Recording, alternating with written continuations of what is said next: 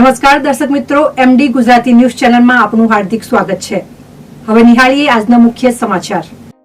વાત કરીએ સમાચારની તો બાલારામ મહાદેવના સાનિધ્યમાં આજે પ્રોફેશનલ પ્રેસ યુનિટીની બેઠક યોજાઈ।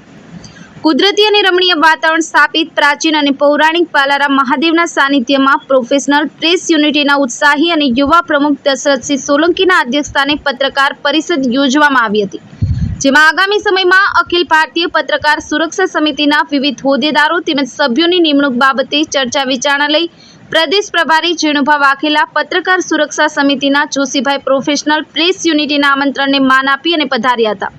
ત્યારે પ્રોફેશનલ પ્રેસ યુનિટીના ઉત્સાહી અને યુવા પ્રમુખ તથા અખિલ ભારતીય પત્રકાર સુરક્ષા સમિતિના ઉત્સાહી અને યુવા જિલ્લા પ્રમુખ દશરથસિંહ સોલંકી, ઉપપ્રમુખ જયેશભાઈ મોદી તથા અન્ય હોદ્દેદારોએ આવનાર મહેમાનોને આવકાર્યા હતા, જેમાં મોટી સંખ્યામાં પત્રકાર મિત્રો એકઠા થયા હતા, જેમાં પોતપોતાના મૂંઝવતા પ્રશ્નો અને સમસ્યા અંગે પત્રકારો દ્વારા પ્રદેશ પ્રભારી અને જિલ્લા પ્રમુખ સામે રજૂઆતો કરવામાં આવી હતી।